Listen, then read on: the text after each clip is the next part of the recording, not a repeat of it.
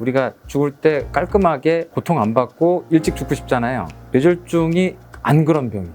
장애가 많이 생깁니다. 가장 흔한 증상이 편마비죠. 이제 반신불수가 되는 거, 언어 장애가 생기거나, 이제 시야 장애가 생겨 한쪽이 안 보이거나, 이제 어지럼증이 생겨 걷지를 잘 못하거나, 뭐 이런 증상들 굉장히 고생을 하게 됩니다. 짧게 굵게가 안 되는 병이에요. 네. 이게 안 지키면 세금은 엄청 많이 쓰고 집안돈도 엄청 많이 들이고 본인은 이제 장애자가 돼가지고 엄청나게 고생하는 굉장히 처참한 병이죠. 뇌졸중을 예방하는 방법이 사실은 굉장히 간단하다는 걸 얘기 드리고 싶었습니다. 그래서 네, 안녕하세요. 서울대학교 의과대학 법의학 교실의 유성호입니다. 오늘은 저희 대학병원에서 가장 연구 능력에서 상도 굉장히 많이 타시고 또 뇌졸중에 우리나라 최고 권위자라고 내가 단언할 수 있는 분을 모시고 말씀을 좀 드리려고 합니다. 뇌가 멈추기 전에라는 책을 쓰신 서울대학교 병원 이승훈 교수님 모셨습니다. 안녕하세요. 안녕하세요. 반갑습니다. 서울대학교 병원 신경과에서 뇌졸중을 전공하는 교수고요. 환자를 많이 보는 건 뭐 제 능력이라기보다 뭐 시스템이 그래서 그런 거고, 사실 연구하고 그러는 걸 좀 많이 하고 창업한 회사도 있어서 신약 개발도 하고 그렇게 바쁘게 좀 지내고 있습니다. 네, 그 FDA 일상 지금 하고 있는 신약 후보 물질을 좀 뭐 개발하는 스타트업 회사인 거죠, 일종의. 네, 그래서 그런 뭐 연구 활동도 하시고 또 이거를 좀 어떻게 실제 기여를 할 수 있는가, 약물까지 개발하시는 정말 굉장히 바쁘신 분인데 또 책까지 쓰셨어요. 네. 제목이 뇌가 멈추기 전인데 선생님 뭐 이 책은 어떻게 쓰게 되셨나요? 여러 일반인 분들한테, 독자분들한테 뇌졸중이라는 병 하나를 좀 제대로 알려주는 과학적인 백그라운드에서 그냥 아주 단순히 뭐 식사나 뭐 이런 것들만 알려주는 게 아니라 교과서는 아니지만 좀 잘 자세히 설명하는 뇌졸중 안내서가 있으면 좋겠다라는 생각을 해서 이렇게 좀 쓰게 됐습니다. 뭐 종편 같은 데서 뭐 가끔 소개하는 정보도 제공하고 또 유튜브 같은 데 봐도 뭐 뇌졸중 얘기가 많이 나오는데 사실은 제가 봐도 이게 조금 말이 안 되는 거라든지, 제가 뭐 뇌졸중 전문가는 아니지만 저도 이제 부검할 때 뇌졸중을 많이 보니까 그래서 이제 뭐 여러 가지 교과서나 논문을 봐도 전혀 맞지 않는 지식과 정보가 넘쳐난다고 생각해서 누군가는 좀 전문가가 이거에 대해서 가장 최신 지경과 가장 적확한 정보를 좀 줘야 되지 않나라고 생각했는데 마침 이걸 써주셔갖고 제가 이제 허겁지겁 열심히 읽고 오늘 좀 모셨습니다. 우선 뭐 교수님, 이게 이제 뇌졸중이잖아요. 네네. 근데 많은 분들이 이제 뇌졸증인 줄 알고 네네. 원래 일본 말이죠? 그렇죠. 네. 사실 이 말의 어원 자체는 일제시대 때 들어온 이제 일본식 한자 합성어고요. 사실 일본도 동일하게 뇌졸중이라고 쓰고 있습니다. 아, 네. 그래서 사실 애초에는 우리나라에서는 이제 중풍, 뇌중풍 뭐 이렇게 쓰고 있었는데 뇌졸중이라는 용어가 점점 일반화되면서 그냥 요게 사람들끼리 이제 공유한 용어다 이렇게 이해하면 좋지 않을까 생각합니다. 근데 이제 뇌졸중이 영어로는 스트로크이라고 하잖아요. 뇌졸중도 한자어로도 그런 약간 의미가 있잖아요. 네, 그렇습니다. 그렇듯이 이게 중요한 병이죠. 왜냐하면 생명과도 연관될 수 있고 네. 뇌가 다른 조직과 좀 다른 게 분명히 있는 거죠. 네, 그렇죠. 사실 뭐 당연히 잘 아시겠지만 사실 뇌라는 게 태어났을 때 뇌 신경세포의 수는 그게 최대고, 좀 수출이고. 예, 그러고 나서 머리가 좋아지는 건 신경세포 수가 많아지는 게 아니라 이제 시냅스가 이제 그게 이제 아주 피크가 되는 시기가 사실 이제 우리가 10대, 20대이기 때문에 그때가 제일 머리가 좋은 거고. 아, 그럼 저희 머리 나빠지고 있나요, 지금? 예, 끊임없이 나빠지고 있죠. 사실 근데 그렇다고 해도 이제 이 시냅스의 활성화 때문에 경험이나 이런 것들에 의한 판단들은 훨씬 더 좋아질 수 있는 거죠. 그게 무슨 말이냐 하면 처음에 만들어질 때 신경세포를 우리가 계속 다른 이런 세포들처럼 보강하는 작업이 없다는 얘기니까 한번 만들어 놓은 게 조금씩 네. 줄어들기만 하고. 재생은 없다, 뭐 조금 있지만 별로 의미 없기 있기 때문에 없다고 봐야 되기 때문에 어떤 사고나 이런 뇌졸중에 의해서 갑작스럽게 뇌세포가 크게 망가지면 그걸 다시 보충해서 재생하는 시스템이 없다는 거죠. 그러니까 제때 치료하지 않으면 그냥 날아가 버리니까. 예, 예. 근데 뇌가 우리가 사고하고 뭐 출원하고 암기하고 기억하고 이런 모든 거의 핵심이니까 그렇죠. 그걸 못 지켜내면 큰일 나니까 time is brain 이란 말이 맞군요. 예. 저는 이 책을 딱 보면서 느낀 게 이제 이게 역시 학자라 이게 해부부터 시작해서 네. 이 자세한 용어 정리까지 쭉 하셨어요. 네, 네. 많은 분들이 이제 뇌졸중 그러면 하나의 질병이라고 생각하는데 사실은 이게 굉장히 여러 개가 합쳐진 증후군이죠. 그쵸, 증후군이죠. 네, 네. 크게 어떻게 나눌 수 있나요, 선생님? 그러니까 일단 뇌졸중이라고 하는 거의 전체 정의는 뇌가 외상이 아닌 이유에 의해서 자발적으로 갑자기 발생하는 질환 중에 혈관에 의해서 발생한 질환을 말합니다. 아, 근데 그러니까 머리를 다쳤다거나 네. 넘어졌거나 이렇게 생긴 건 뇌졸중이라 안 부르고 네, 외상을 제외하고 외상을 제외하고 자발적으로 스스로 생기는 생긴. 건데 혈관과 연결되는 혈관과 걸? 연결돼서 혈관이 갑자기 막히거나 터지는 터지는 질환을 말하는 거고요. 그럼 크게 두 가지네요. 하나는 막히거나 네. 하나는 터지거나. 네. 그렇죠? 근데 사실 우리가 스스로 막혔다 터졌다를 알 수는 없으니까 환자는 갑작스럽게 일부 뇌가 망가진 증상을 보이거든요. 그래서 일부가 갑자기 기능을 못한, 대개 이제 반신불수가 되거나 이런 일이 갑자기 생겼을 때 다른 외상이 없었다. 그럼 일단 임상적으로는 뇌졸중 환자다라고 이제 생각을 하죠. 그러고 나서 병원에 오면 CT라도 찍어보게 되면 이제 터졌구나, 막혔구나, 그 둘 중에 하나를 이제 골라내야 되는 상황이 생기게 됩니다. 그래서 이 책에는 뇌졸중을 일으키는, 그러니까 스스로 생기는 혈관에 대한 구조와 또 이거에 대한 여러 가지 의학적으로 일반인들이 쉽게 이해할 수 있게 굉장히 재밌게 써주셨어요. 그래서 제가 이거를 이제 저희 아내한테 읽으라고 했거든요. 그랬더니 아내가 처음에 읽더니, 아, 내가 이렇게 되는 거냐고. 제 아내는 이제 의학 전공한 게 아니니까 쉽게 이해할 수 있을 정도로 좀 잘 써주셨던 것 같아서 좀 좋았고요. 아, 훌륭하시네. 제 아내는 아직도 안 읽었는데. 아니, 근데 와이프한테 자기 책 읽으라고 하는 건 좀 어렵긴 해요. 네. 와이프는 서로 하찮게 여기는 막 그런 게 네, 있어서. 응원만 하더라고요. 아, 응원. 이 책에는 또 혈관이 막힌다고 그것도 질환이 하나가 아니라고 돼 있더라고요. 그렇습니다. 대부분의 책들이 뇌경색, 뇌출혈까지는 얘기하는데 맞아요. 딱 두 개만. 네. 막히거나 네. 출혈하거나. 근데 이제 제가 이 안에 읽어보시면은 뇌경색이 3가지, 맞아요. 뇌출혈 2가지에서 일단 5가지를 설명하는데요. 이 5가지의 발생하는 원인이나 상황이나 그 다음에 예후도 다 틀려서 일단 좀 어렵지만 처음에 좀 그걸 좀 설명을 했습니다. 저는 사실은 너무 재밌어갖고 하는데, 예를 들어 심인성 뇌경색, 심장 원인으로 생기는 뇌경색증은 아마 잘 모르실 거예요. 대부분의 네. 아마 우리 의학을 전공하시지 않은 분들은. 일단 큰 혈관도 있고, 작은 혈관도 있고, 그것도 아주 명쾌하게 잘 설명해 주셔서. 아주 간단하게 제가 설명을 드리면 뇌로 올라가는 큰 동맥이요. 동맥이 이렇게 심장에서 쫙 올라가는 거죠. 예, 대동맥에서 이제 동맥이 돼서 이제 뇌로 이렇게 올라가면 큰 동맥이 뇌로 이렇게 관통하지는 않습니다. 장기가 있으면 일단 큰 혈관들이 장기 이렇게 둘러싸는 형태로 가게 되죠. 둘러싸는 이 혈관들을 그냥 뇌에서는 큰 동맥이라고 합니다. 근데 요게 이 혈관들이 작아지면서 분지되면서 뇌로 이렇게 파고 들어가는 관통 동맥을 소동맥, 소혈관 뭐 이렇게 얘기하거든요. 그러니까 뇌도 먹고 살아야 되니까 그냥 옆에 쭉 큰 거 가다가 쑥쑥 들어가는 거군요. 그러니까 이제 경부고속도로 오다가 그 다음부터 이제 간선도로로 간선도로. 이렇게 들어가는 형태라고 보시면 되죠. 그래서 일반적으로 죽상경화증이라는 동맥경화는 이 큰 동맥에서 벌어지는 사건이고요. 우리가 왜 목에다 초음파 검사하고 그러잖아요. 네. 그것도 이제 큰 동맥이 맞습니다. 가는 거를 함께 보려고 하는 거죠. 뇌동맥보다 좀 더 큰 동맥이지만 아무튼 큰 동맥에 생긴 죽상경화증에 의한 뇌졸중, 그 다음에 작은 혈관에 의해서는 소동맥 경화증이 생기고요.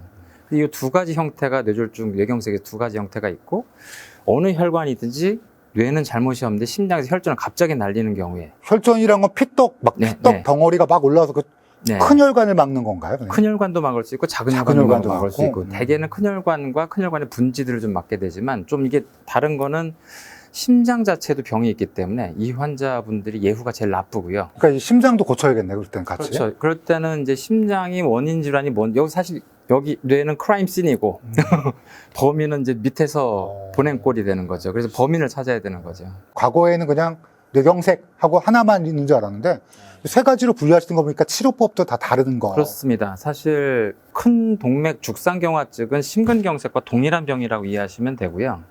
소동맥경화증은 이제 환자분들이 굉장히 가볍게 옵니다. 증상이 고혈압 때문에 주로 생기지만 증상도 가볍고 거의 100% 회복이 되니까, 문제는 뇌출혈에도 소동맥이 터지는 뇌출혈이 있고, 그러니까 소동맥이 막히는 건 나중에 뇌출혈도 될 수 있는 그 거예요. 혈관이 변성이 된 이유가 똑같거든요. 그래서 막히신 분은 터질 수도 있어서 그분들은 지금 뇌경색은 가볍지만 나중에 뇌출혈이 돼서 사망률이 20에서 30% 되는 경우가 생길 수 있는 거죠. 가볍게 왔다고 무시하다가 치료 안 받으면 뇌출혈이 올 수도 있는 거예요. 그 다음부터는 뇌출혈을 예방하기 위한 방책들을 열심히 해야 되는 거죠. 일반인들한테 이렇게 잘 쉽게 설명해 준 책은 없었거든요. 네. 그냥 뇌경색증 뭐 운동해라, 네네. 혈압 치료해라 요 정도만 얘기했는데 하나 찝어준 거. 뇌경색증도 그렇고요. 뇌출혈도 네. 또 2가지, 사실은 더 있죠. 뇌출혈은 두 가지라고 했지만 아주 다른 원인들을 포함해서 세 가지 있다고 보시면 됩니다. 그거 선생님이 이제 전문적으로 아주 스페셜한 네네. 거고 우리가 경계하고 알아둘 만한 건 두 가지. 두 가지. 뇌출혈은 혈관이 터진 건데 그게 왜 두 가지인가요? 그러니까 아까 말씀드린 심장이 원인이 돼서 뇌를 터트리진 않습니다. 혈전만 날려서 막히게만 하고 뇌실질 출혈이나 지주막하 출혈 같은 경우는 여기서 병의 원인이 뇌에 있어야 돼요.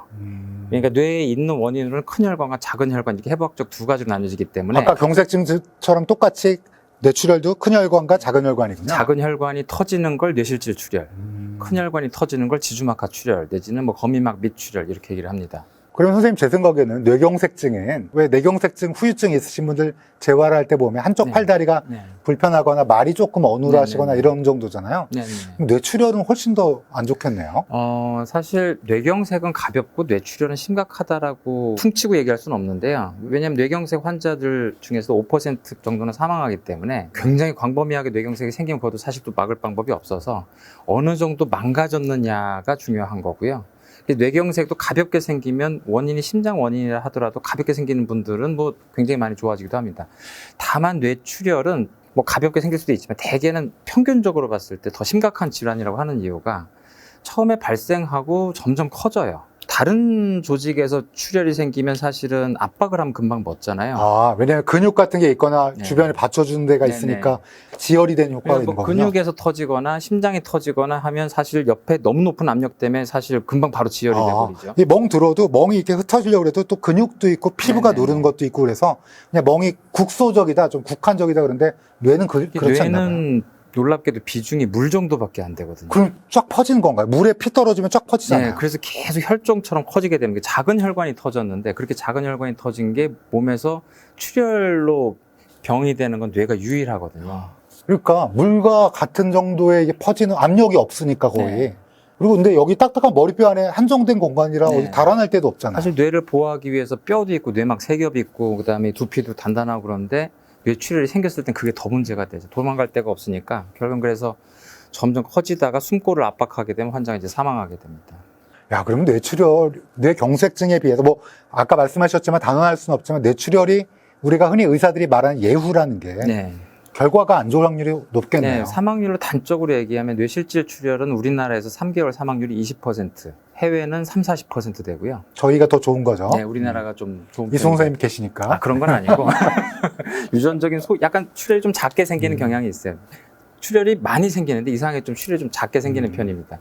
그런데 이제 또 지주막하 출혈은 사망률이 40에서 50%. 그거는 인종과 무관하게. 와, 그러면 지주막하 출혈이 생겼다 하면 갑자기 큰 혈관이 뻥 하고 터져버린 거기 때문에 환자분들이 얘기하시기로는 이제 인생에서 겪어본 적이 없는 엄청난 두통을 갑자기 느꼈다. 뭐 망치로 맞은 것 같다, 해머로 맞은 것 같다. 누군가가 분명히 자기를 망치로 때리고 갔다.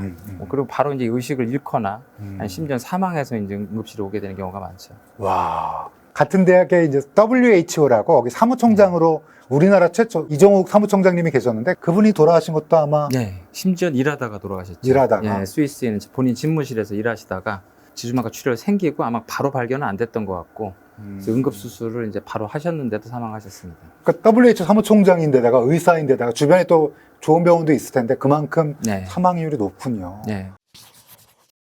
그러면 뇌경색증은 선생님 치료는 어떤 치료를 해요? 딱 혈관이 막혔는데. 아까 얘기한 세 가지 중에 소혈관 질환에 해당되는 건 응급치료 대상은 아닙니다.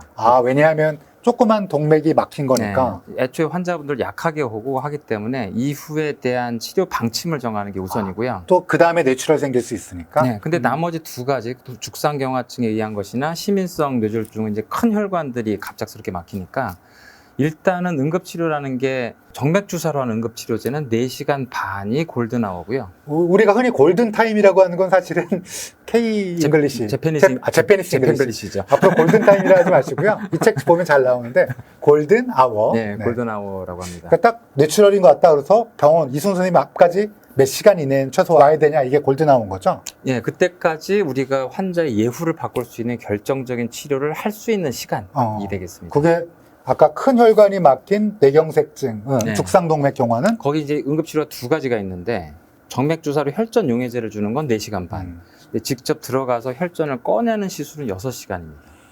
들으셨죠? 그리고 이 책에는 그 내용이 되게 자세히 나와서 골든아워가 이렇게 보통 여러 얘기도 돌고 그러는데 이건 직접 하고 계신 선생님들이 딱 얘기해 주시고 또 그걸 분리해서 얘기해 주신 거니까 가장 정확한 지식이라고 생각하시면 될 것 같고요. 골든아워라는 게 네. 수명을 조건으로 한 골든아워인가요? 아니면은 그 장애가 되는 게 두 가지 다 맞는데요. 그거에 관련된 기전을 살짝 설명을 드리면 혈관이 막히잖아요. 막혔으면 거기 이 혈액을 받고 사는 뇌세포가 동시에 죽어버리는 게 아니고 가장 이 혈류를 많이 받는 센터는 죽어버리는데 주변은 또 약간 혈류가 다른 데서 좀 오기 때문에 죽어갑니다. 이게 죽어가는 영역에 해당되는 애들은 기능을 못해서 환자가 왔을 때는 이미 지금 반신불수 상태여도 죽지는 않았는데 죽어가는 영역들이 있어요. 우리가 그걸 치료한다는 거는 점점 이게 넓어지거든요. 센터에서부터 점점 죽어가면서 넓어집니다. 이게 이 혈전을 열 수 있는 시간이 아니고 이건 나중에도 열 수 있어요. 여는 게 의미 있는 시간이에요. 열어서 반응형 부위를 살리는 거. 주변에 죽어가는 애를 빨리 살려주는 거야. 그래야지 살릴 수 있는 거예요. 죽으면 못 살려요, 뇌는. 그래서 아까 그러죠. 죽으면 못 살린다. 6시간 정도가 지나게 되면 다 죽어버렸어요. 이 살아남은 부위가 있다. 여기 통계적으로 있는 시간이 6시간까지다. 해서 그래서 열어버리면 나머지가 살면서 환자분이 굉장히 많이 좋아집니다. 그리고 나중에 뇌 시냅스 가소성이라고 그래서 또 금방 회복이 잘 돼요. 저 주변 많이 살릴수록. 그러니까 사실 그 뇌에 대해서 내가 너무 절망적인 얘기만 한 것 같은데 죽었어도 완전히 다 죽었어도 그러면 이 뇌경색 환자는 좋아지지 않느냐? 엄청나게 좋아집니다. 회사로 따지면 갑자기 한 팀이 다 나가버렸어요. 퇴사해버렸어요. 그럼 회사에 그럴 거 아니야. 야, 이 일 누가 하냐? 했는데 우리 똘똘한 애들 많습니다. 저 일 시키면 됩니다. 하면서 갑자기 일을 더 잘할 수도 있잖아요. 그럼 전체적으로 보기 회사의 아웃풋은 동일하거나 더 나아질 수도 있잖아요. 마찬가지로 나머지 뇌의 가소성 때문에 이 신경세포들이 피드백을 계속 받아요. 이 일을 못하는데 하면서 그럼 이 일을 하게 시냅스를 연결하자 하면서 기능이 돌아오는 재활의 원리가 한 3개월, 6개월 동안 환자들이 되게 많이 좋아지는 원리가 이게 근육 힘이 약해졌으니까 근육 힘을 하기 위한 피트니스가 아니고 이거 못한다는 시그널을 자꾸 알려주는 거예요. 너 이거 못한다. 그래서 제가 이제 환자분들한테도 꼭 운동 안 하더라도 이걸 움직이는 생각만이라도 해보시라고. 계속. 아니면 침대에서 조금이라도 좀 움직여 보시라고. 못하는 걸 할수록 나머지 신경세포들이 이걸 하려고 하는구나 하면서 그 부분들이 연결되면서 좋아지는 부분이 있습니다. 그래서 뇌경색 환자는 사실 뭐 사망률도 적은 편이지만 한 3개월, 6개월 동안 굉장히 많이 좋아져요. 6개월 이내에 이게 시그널이 가서 회복이 돼야지. 네. 또 그래서 많이 회복도 되죠, 선생님. 네, 굉장히 많이 회복됩니다. 그러니까 빨리 치료받고 빠른 시간 내에 재활을 시작하고 이러면 결과가 좋게 되는 그래서 거죠. 사실 전체 환자 중에 뭐 이게 4분의 1 이렇게 딱 잘라서 얘기를 하는 게 편하니까요. 25%는 이전하고 똑같아요. 전혀. 완전 뇌졸중 완전 환자, 회복. 예, 완전 뇌졸중 환자인지 몰라요. 그리고 25%는 회복이 돼서 일상생활을 할 수 있어요. 남은 알아보지 못하지만 본인은 조금 의식해요. 살짝 말이 어눌해, 예, 살짝. 다른 사람들은 알아보지 못해서 본인 뇌졸중 환자로 얘기를 안 하면 뇌졸중 환자인지 몰라. 그냥 절반은 괜찮다는 얘기고 또 25%는 남도 알아보긴 하는데 그래도 자기가 그래도 뭐. 일은 할 수 있어요. 뭐 여러 가지 활동을 할 수 있고 나머지 25%가 아무 일도 못 합니다. 사실 일이 안 돼야 되는 거죠. 네, 그렇습니다. 좋게 얘기하면 절반이나 아무 일도 없네 라고 좀 이해하실 필요가 있는 거죠. 그래서 아까 그 골든아워 설명하셨는데 선생님이 말씀하신 거는 이 진짜 아무 일도 못하는 것보다는 이쪽으로 점점 보내려고 네. 하는 쪽으로 하는 게 골든아워의 개념이라고 생각하시면 될 것 같아요. 맞죠, 선생님? 네, 그 생물학적인 시간이죠. 그러니까 신경세포가 죽어가는 거를 다 여태 임상시험 하면서 요 시간이구나 이제 알아낸 시간이죠. 그러면 사망률이 높은 뇌출혈은 네. 아마 그건 신경외과 선생님들이 하시는 거죠, 보통은. 대부분 신경외과에서 하고 있습니다. 일단은 환자분들이 수술 대상인 경우가 많아서 수술을 하지 않는다 하더라도 많은 병원을 신경외과에서 처음부터 보고 있죠. 근데 예후는 경색증에 비하면 훨씬 안 좋은 네, 거예요. 훨씬 안 좋은 편이죠. 그럼 궁금한 게 많은 분들이 그런 치료를 안 받는 게 제일 좋잖아요. 네. 네, 사실은 이 책을 쓰신 것도 제가 이 책 앞에 읽어보니까 선생님이 뭐라고 쓰셨냐면 뇌졸중 무서워할 필요 없다. 그 뭐 별거 아니다는 식으로 근데 이제 울컥한 게 아니 본인은 이제 뇌졸중 전문가니까 별거 아니겠지만 무서워하는 사람도 많지 않을까 이러면서 쭉 읽어봤는데 제 2장 챕터 2에 보면 이걸 막는 방법에 대해서 아주 자세히 써주셨어요. 네. 그래서 사실 뇌졸중에 응급치료가 있으니까 국민 여러분 안심하세요라고 얘기하면 안 된다고 생각해서 쓴 책입니다. 그러니까 사실 처음에 얘기한 것처럼 뇌는 우리가 어떤 사고나 그런 게 아니어도 그 태어난 이후로는 계속 신경세포가 줄어들어가기 때문에 어떻게든 보호를 해야 하는 거고 사고를 방지해야 되는 거죠. 그러니까 그 사고가 생기는 게 정말 본인 노력과 무관하게 갑자기 생긴다면 그거에 뭐 기도할 문제건 종교의 문제가 되는데 이건 사실 굉장히 과학적인 질환이라서 막을 수 있는 질환이라고. 사실 대부분 본인이 만들었거나 아니면 외부적인 요인에 의해서 만들어지고 있는데 모르고 있다가 그걸 이제 수십 년 동안 계속 쌓아오다가 어느 한순간에 터지는 거거든요. 그렇다면 한순간에 터질 때 어떻게 해야지가 아니고 만들어가고 있는 상황이란 것만 인식하면 되겠다. 그걸 미리 막으면 뭐 거의 요 정도 병은 말이 생활습관병이라고 하는 게 생활습관에서 잘 조절만 하면 이 병을 안 생기게 만들 수 있다는 거니까 그래서 그거를 제가 챕터 2에다가 아주 자세히 좀 적어놨습니다. 네, 그래서 말씀드릴게요. 고혈압, 당뇨, 고지혈증, 흡연, 음주, 비만 및 대사증후군, 심방세동. 이것만 읽어도 유튜브 안 보셔도 되고요. 뭐 대멘토군 보시더라도 사실은 좀 잘못된 의학 정보가 많다는 생각을 아까 저희 시작하기 전에 제가 이승훈 교수님이랑 잠깐 대화 나누는데 서로 의견이 비슷하게 했거든요. 그래서 이 책을 차라리 이 책을 보시고 정확하게 다른 것보다는 이게 중요하지 않을까. 그리고 이게 사실은 예방하기 쉬운 지금 네. 현대의학에서는 그렇죠, 네, 선생님. 제가 선생님 유퀴즈에 나온 걸 예전에 봤는데 네, 네. 선생님이 이거 굉장히 강조하시면 선생님도 약 드신다. 네네네. 뭐 그러면서 이거 약 나를 위한 약이라서 꼭꼭 네. 지킨다 이러는데 네. 꼭 약을 먹어야 되는 건 맞죠? 그러니까 약을 먹으라고 하면 이게 사실 너무 단정적으로 얘기하기 때문에 이제 이 선생님. 클립을 보신 분들이 뭐 약을 너무 선동적으로 얘기한다 이렇게 하시는 경우가 있는데 모든 사람이 약을 먹는 건 절대 아니고요. 네. 그러니까 본인의 단계에 맞춰서 하면 되는 거죠. 그러니까 약을 먹을 필요 없을 정도로 생활 습관에서 이 위험 요인을 조절하고 있다는 게 제 책을 읽고 판단이 되면 먹을 필요가 없고요. 근데 이제 생활 습관 조정을 6개월 동안 집중적으로 본인이 했다고 생각하거나 아니면 할 수 없거나 할 생각이 없거나 그렇다면 이제 현대의학의 힘을 빌리는 게 훨씬 낫다는 겁니다. 아, 라이프 스타일을 처음에 이렇게 변형시키는 게 제일 중요하고, 그걸 네. 6개월 정도 해보고, 네.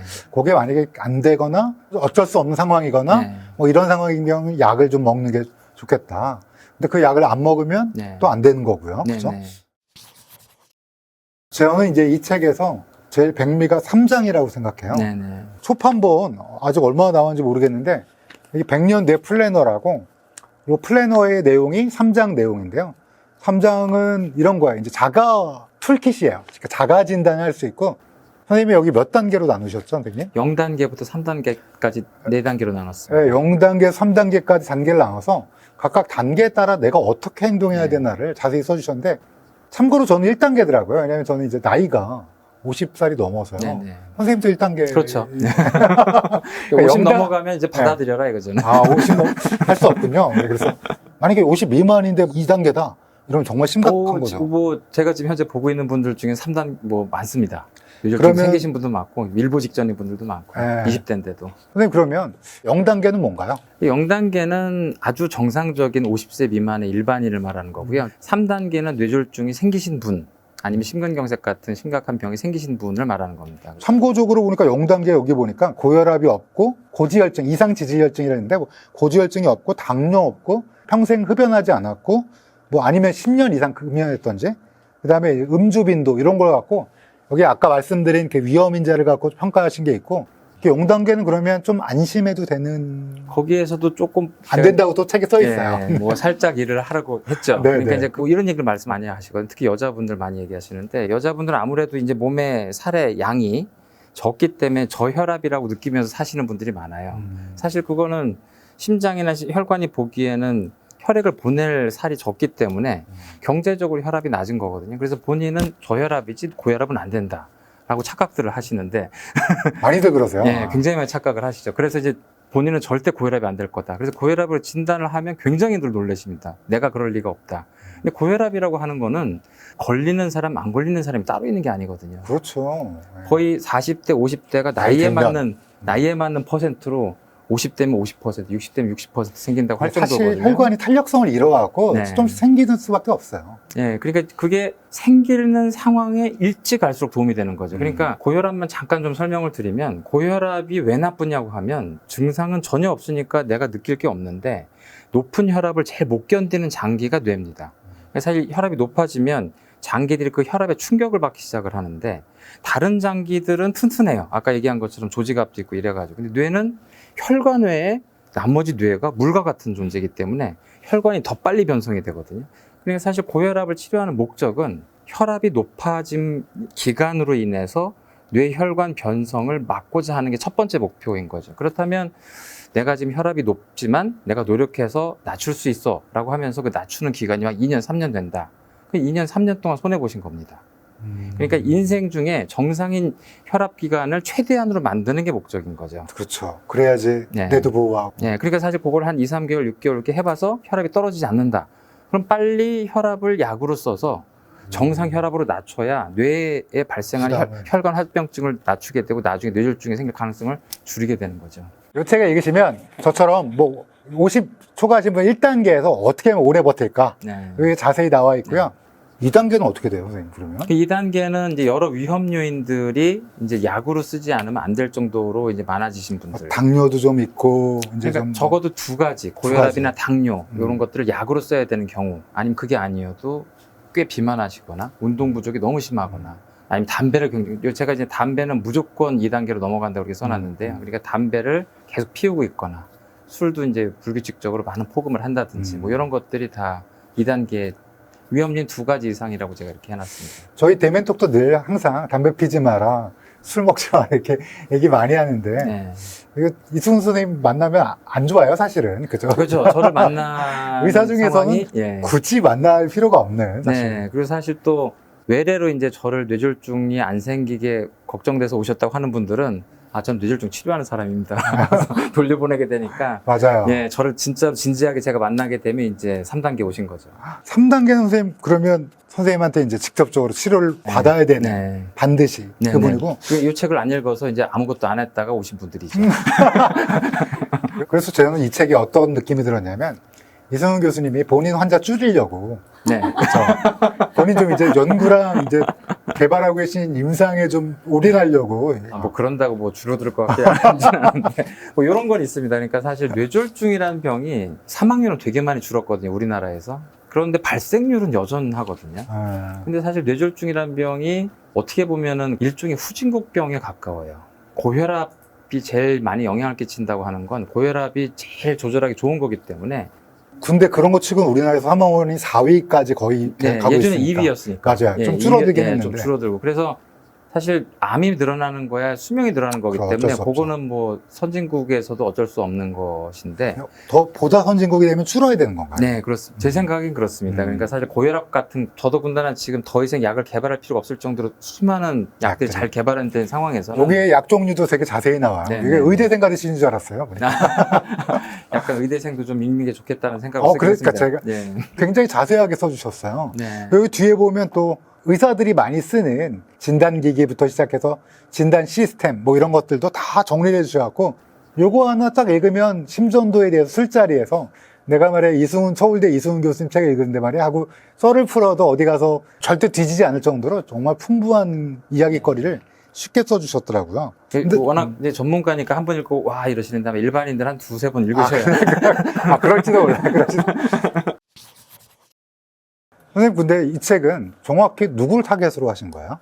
사실 일반인이 맞고요. 특히 이제 뇌졸중을 걱정하시는 분들한테 단지 뭐 이렇게 횡행하고 있는 잘못된 지식으로 더 공포스러워하니까 또 어떻게 보면 또 약간 우리나라는 기본적으로 과잉진료 시스템을 좀 가지고 있다 보니 네. 병원을 가서 이제 본인의 상태를 이해하고 걱정을 더는 게 아니라 오히려 더 이제 인질처럼 본인의 상태를 더 걱정하고 더 많은 약을 먹게 되고 하니까 일반인들한테 제가 알 수 있는 수준으로 좀 쉽게 최대한 뇌졸중이라는 의학의 지식을 좀 일반화하고 싶었다라고 그런 생각이 좀 들었습니다.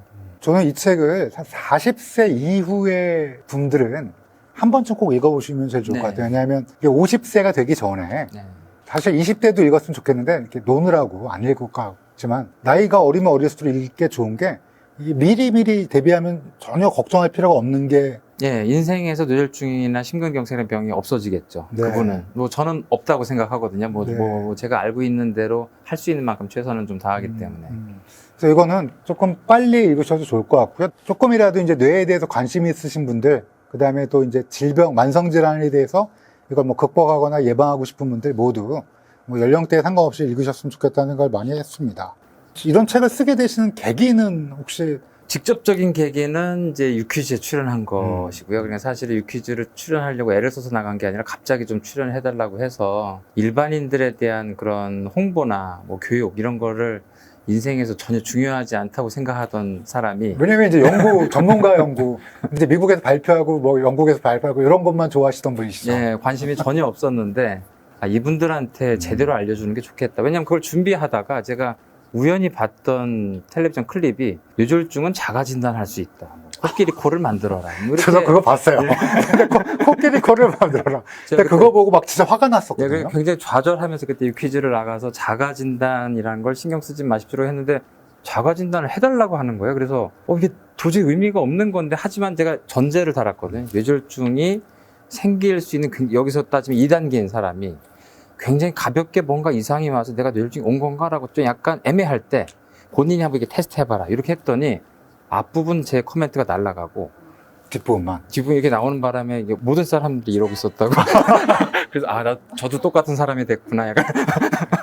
요게 책에 보면 사실 전조 증상이랑 뭐 이제 많은 분들이 호소하는 증상에 대해서도 아주 자세히 선생님이 여기서 써주셔갖고 혹시 유퀴즈에서 목말랐던 분은 요 책 읽으시면 원래 전하시던 거를 딱 전했죠. 사실 그러니까 자가 진단이라고 하는 건 내가 요 정도로 해봤을 때 뇌졸중 생길 위험도가 몇 %구나 뭐 이런 느낌 같잖아요. 근데 그게 전혀 아니고 본인이 현재 뇌졸중이 생겼을 때 생긴 건지를 확인하기 위한 검사거든요. 그렇죠. 그러니까 사실 자가 진단이 전혀 아니죠, 사실은. 그쵸. 그래서 제가 의미가 없다라고 말씀을 드렸는데 그러면서 이제 좀 자세히 알려줘야 되겠다라는 생각이 좀 들었습니다. 사실 유재석 씨가 되게 좋은 일 많이 하네. 이렇게 생각해보니까. 저도 사실 뭐 논문 쓰고 어려운 글만 쓰다가 유퀴즈 이후로 이제 책을 써야 되는 상황이 되니까 이거를 일반인들이 이해할 수 있는 글로 어떻게 쓰느냐.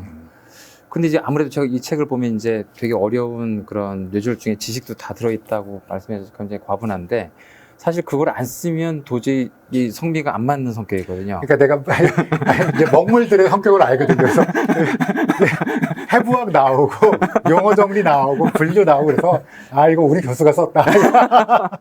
일단 그 얘기를 하면서 어떻게 쉽게 하고 재밌게 하느냐라고 생각을 했던 거죠. 근데 다른 책들은 보면 기본적인 의학 지식 없이 어떻게 살아라라는 얘기들이 주로 돼 있다 보니까 맞아요. 그래서 이제 이런 식의 지식이 이게 과학을 바탕으로 한 건가라는 생각이 들어서 조금 어렵더라도 왜 그렇게 해야 되는지에 대한 근거부터 좀 알려주려고 좀 많이 노력을 했습니다.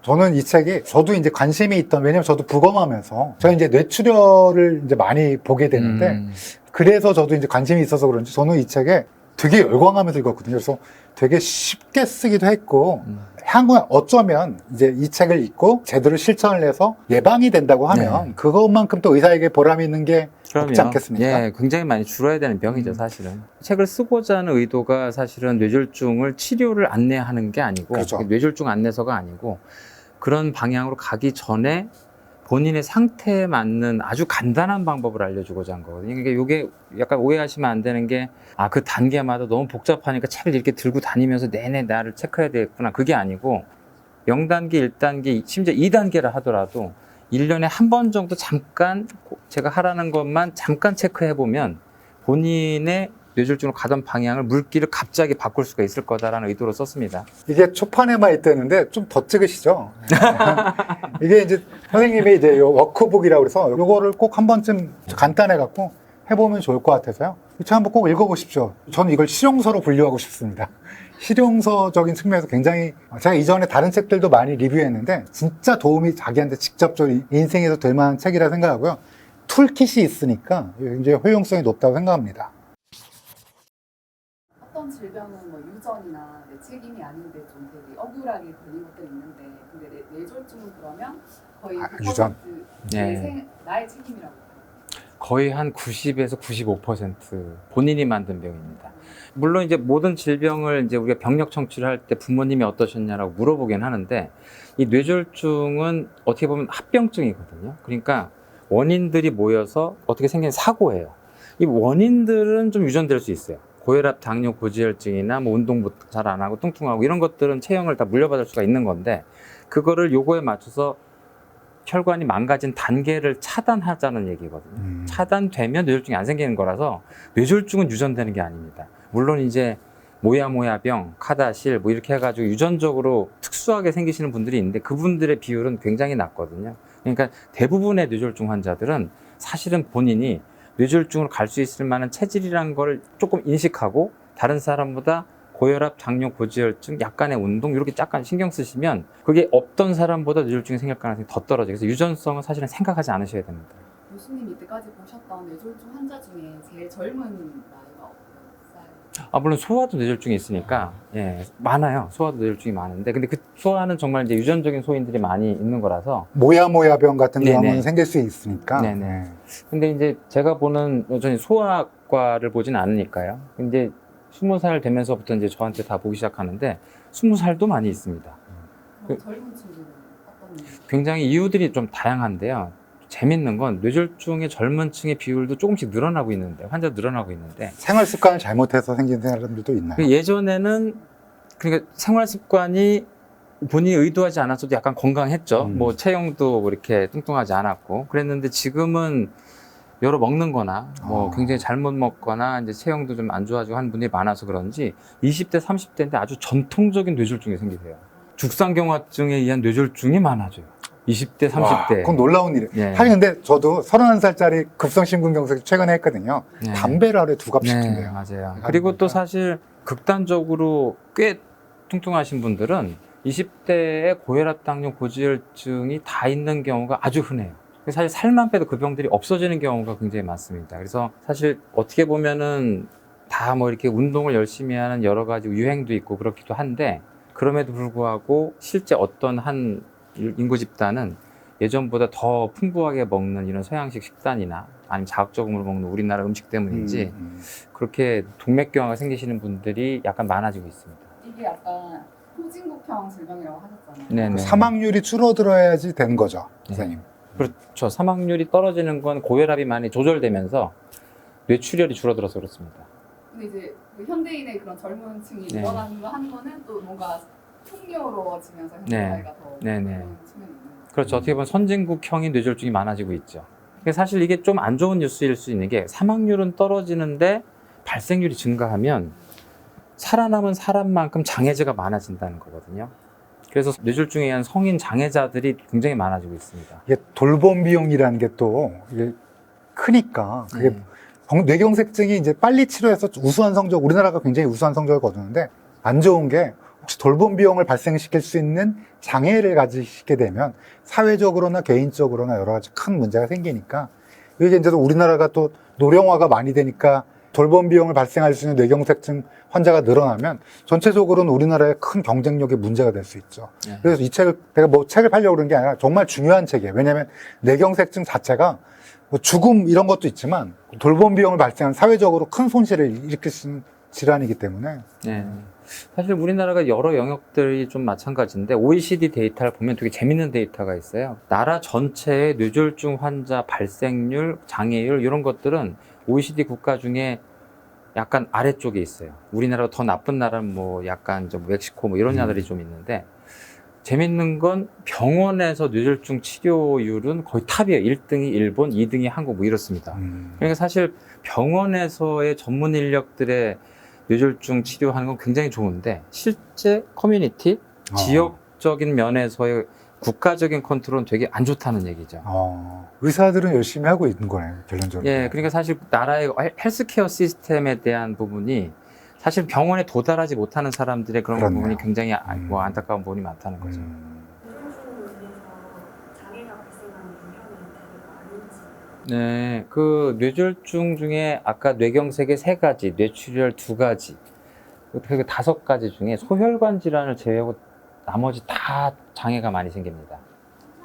가장 흔한 증상이 편마비죠. 이제 반신불수가 되는 거. 그리고 언어 장애가 생기거나, 이제 시야 장애가 생겨 한쪽이 안 보이거나, 뭐 이제 어지럼증이 생겨 걷지를 잘 못하거나, 뭐 이런 증상들. 사실 뇌가 모든 기능을 관장하기 때문에 어느 증상이라도 생길 수 있는데, 뇌가 한꺼번에 다 망가지는 게 아니라 일부가 망가지다 보니까 일부의 증상이 생기고 균형이 안 맞는 증상이 장애로 남게 되죠. 사실 그래서 뇌졸중이 어떻게 보면 뭐 이렇게 생각할 수도 있어요. 뭐 나이가 들어서 우리가 죽을 때 깔끔하게 고통 안 받고 일찍 죽고 싶잖아요. 뇌졸중이 안 그런 병이에요. 그러니까 심장 같은 게 문제가 되면 갑자기 돌연사를 할 수 있는데 뇌졸중은 돌연사의 비율이 높지가 않고 굉장히 고생을 하게 됩니다. 짧게 굵게가 안 되는 병이에요. 예. 이게 안 굉장히- 지키면 예. 세금은 엄청 많이 쓰고 집안돈도 엄청 많이 들이고 본인은 이제 장애자가 돼가지고 엄청나게 고생하는 굉장히 처참한 병이죠. 선생님 오랫동안 보셔갖고 그거에 대해서 너무 많은 환자들이 너무 많은 환자들이 돌봄 비용이라는 게 사실은 제가 있죠. 예. 순화해서 얘기했지 말씀하신 대로 좀 비참한 면이 분명히 있죠. 그렇습니다. 그 또 사실 부모님이 왔을 때 보호자들 아들 딸들이 막 놀래서 와요. 놀래서 왔는데 이분을 2, 3년 치료를 해야 되는 상황이 되면 같이 살지도 않고 이제 굉장히 큰 경제적 부담이 되기 때문에 장병에 효자 없다고 대부분 다 이제 굉장히 고독하게 지내시다가 요양병원에서 이제 쓸쓸히 돌아가시는 경우가 많거든요. 가장 어떻게 보면 나이 들어서 사고를 제외하고 장애자가 되는 원인 질환으로 1등이죠. 전 세계가 다 공통이에요, 이건. 그래서 이게 사실은 우리 노인의 건강하게 살다가 응집돼서 조금 짧게 아프시고 돌아가신 게 우리 모두의 목표잖아요. 근데 여기에서 가장 걸림돌이 뇌졸중이에요. 이건 전 세계적으로 잘 알려진 거거든요. 그래서 이런 책이 꼭 필요했던 거예요. 그래서 저는 막 이거 읽으면서 야, 이거 많이 팔려야 되는데? 저도 똑같은 생각을 한 것 같습니다. 많이 팔려야 되는데. 선생님 지금 회사에서 네. FDA에서 하고 있는 치료제는 지금 개발하시고 있는 거는 뭐 공개하실 수는 없겠지만 그런 뇌출혈에 관련된 거죠? 네네, 공개하면 좋은데요. 공개해도 되나요? 아주 간단하게 얘기하면 뇌경색은 그러면 응급치료제가 있다는 얘기잖아요. 직관적인 원리로 생각하면 혈관이 막혔구나. 그럼 열면 되겠네. 그럼 여는 게 응급치료인데 뇌출혈은 없어요. 그러니까 뇌출혈은 이쪽 혈관이 터졌구나. 그럼 묶으면 되겠네가 되잖아요. 묶는 방법이 별로 없어요. 이 지주막하 출혈은 들어가서 코일을 이렇게 막는 방법이 있는데 다만 이게 뭐가 문제가 되냐면 혈액이 혈관 안에 있을 때 너무 중요한 물질인데 혈관 밖에 있으면 독성 물질이나 다름이 없어요. 특히 우리 뇌는 모든 장기 중에 가장 약한 장기라서 혈액에 오염이 되면 염증이 생기면서 죽어가거든요. 이게 사실 부침용 두부예요. 살아있는 사람 만들면 이렇게 부들부들해요. 네. 거기에 피가 쫙 깔린다고 생각하면 네. 다 망가지죠. 다 쫙 염증이 퍼져나가는 거죠. 그래서 어떻게 보면은 가장 강력한 소염제가 응급치료제의 핵심인데 그게 없어서 제가 좀 이거 하고 있는 신약회사가 그게 아주 강력한 소염제를 만들었다고 생각하시면 됩니다. 회사 이름 공개해도 되나요? 네네, 뭐, 세닉스 바이오테크. 네. 그거 잘 되기를 기대합니다. 이 책도 잘 되고. 왜냐하면 네. 지금 진짜로 지주막하 출혈 때문에 45에서 50% 가까이가 네네. 돌아가시니까 이게 강력한 항염증으로 조금 후유증도 적게 하고 네. 개발을 네, 사망하실 분들을 살리게 만들고 장애가 있는 분들을 장애가 덜 하게 없게. 조금이라도 이쪽으로 쉽게 하게 줄이게. 만드는 응급치료제죠. 네. 환자들 보시고 약품도 개발하시고 약물도 개발하시고 책도 쓰시고 모든 게 만능이시네요. 그런 건 아니고. 시간을 쪼개서 하려고 애를 쓰고 있습니다. 네. 선생님 마지막으로 인사 한번 해주시죠. 사실 뇌졸중을 예방하는 방법이 사실은 굉장히 간단하다는 걸 얘기 드리고 싶었습니다. 그래서 여러분들이 이 책을 읽어보시고 아주 간단한 습관들을 조금만 하시면 여러분들 인생에서 여러분뿐 아니라 가족들이 아주 행복하게 지낼 수 있을 만하게 뇌졸중 없이 살 수 있을 거라고 생각합니다. 감사합니다. 네, 감사합니다.